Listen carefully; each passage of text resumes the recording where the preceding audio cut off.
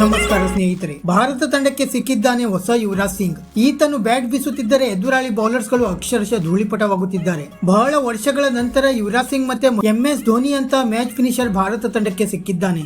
ಈತ ಗೆಲ್ಲಿಸಲಿದ್ದಾನೆ ಭಾರತ ತಂಡಕ್ಕೆ 2024ರ T20 ವಿಶ್ವಕಪ್. ಹೀಗಂತ ಹೇಳಿದ್ದು ಬೇರೆ ಯಾರು ಅಲ್ಲ, ಪಾಕಿಸ್ತಾನದ ಮಾಜಿ ಆಟಗಾರನಾಗಿರುವ ಘಾತಕ ವೇಗದ ಬೌಲರ್ ಮೊಹಮ್ಮದ್ ಅಮೀರ್ ಅವರು ಈ ಆಟಗಾರನ ಬಗ್ಗೆ ಭವಿಷ್ಯವಾಣಿಯನ್ನು ನುಡಿದಿದ್ದಾರೆ. ಹೌದು ಸ್ನೇಹಿತರೆ, ಅದಕ್ಕೂ ಮುನ್ನ ನೀವು ಕೂಡ ಭಾರತ ತಂಡದ ಅಭಿಮಾನಿಯಾಗಿದ್ದರೆ ಈ ವಿಡಿಯೋಗೆ ಒಂದು ಲೈಕ್ ಮಾಡಿ ಮತ್ತೆ ನಮ್ಮ ಈ ಚಾನೆಲ್ ಅನ್ನು ಸಬ್ಸ್ಕ್ರೈಬ್ ಮಾಡಲು ಮರೆಯಬೇಡಿ. ಸ್ನೇಹಿತರೆ, ನಿಮ್ಗೆಲ್ಲ ಗೊತ್ತಿರುವ ಹಾಗೆ ಇನ್ನೇನು ಕೆಲವೇ ತಿಂಗಳುಗಳಲ್ಲಿ T20 ವಿಶ್ವಕಪ್ ಬರಲಿದೆ. ಕಳೆದ 11 ವರ್ಷಗಳಿಂದ ಯಾವುದೇ ICC ಟ್ರೋಫಿ ಗೆಲ್ಲದ ಭಾರತ ತಂಡಕ್ಕೆ ಬರುವಂತಹ T20 ವಿಶ್ವಕಪ್ ತುಂಬಾ ಮಹತ್ವದ್ದಾಗಲಿದೆ. ಮತ್ತೆ ರೋಹಿತ್ ಶರ್ಮಾ ಅವರ ನಾಯಕತ್ವಕ್ಕೂ ಕೂಡ ಈ ವಿಶ್ವಕಪ್ ಒಂದು ರೀತಿ ದೊಡ್ಡ ಸವಾಲಾಗಿ ಪರಿಣಮಿಸಲಿದೆ.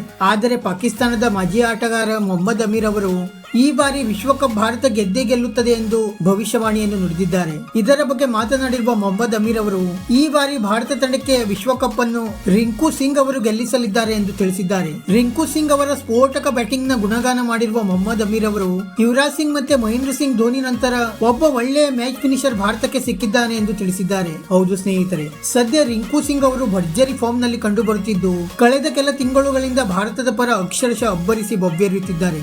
ಆಸ್ಟ್ರೇಲಿಯಾ, ಸೌತ್ ಆಫ್ರಿಕಾ ಮತ್ತೆ ಅಫ್ಘಾನಿಸ್ತಾನ ನಡುವೆ ನಡೆದ T20 ಸರಣಿಯಲ್ಲಿ ನಿರೀಕ್ಷೆಗೂ ಮೀರಿ ಅದ್ಭುತ ಪ್ರದರ್ಶನ ನೀಡಿರುವ ರಿಂಕು ಸಿಂಗ್ ಅವರು 3 ಸರಣಿಗಳಲ್ಲಿಯೂ ಕೂಡ ಭಾರತದ ಗೆಲುವಿಗೆ ಪ್ರಮುಖ ಕಾರಣರಾಗಿದ್ದಾರೆ. ಇಷ್ಟೇ ಅಲ್ಲದೆ ರಿಂಕು ಸಿಂಗ್ ಅವರು ಯುವರಾಜ್ ಸಿಂಗ್ ಮತ್ತೆ ಮಹೇಂದ್ರ ಸಿಂಗ್ ಧೋನಿಯಂತೆ ಮ್ಯಾಚ್ ಫಿನಿಶ್ ಕೂಡ ಮಾಡುತ್ತಿದ್ದು ಇದು ಭಾರತದ ಪಾಲಿಗೆ ದೊಡ್ಡ ಸಿಹಿ ಸುದ್ದಿ ಅಂತಾನೆ ಹೇಳಬಹುದಾಗಿದೆ. ಏಕೆಂದರೆ ಯುವರಾಜ್ ಸಿಂಗ್ ಮತ್ತೆ MS ಧೋನಿ ಅವರ ನಂತರ ಭಾರತ ತಂಡಕ್ಕೆ ಮ್ಯಾಚ್ ಫಿನಿಶ್ ಮಾಡಬಲ್ಲ ಯಾವುದೇ ಬ್ಯಾಟ್ಸ್ಮನ್ ಕೂಡ ಸಿಕ್ಕಿರಲಿಲ್ಲ.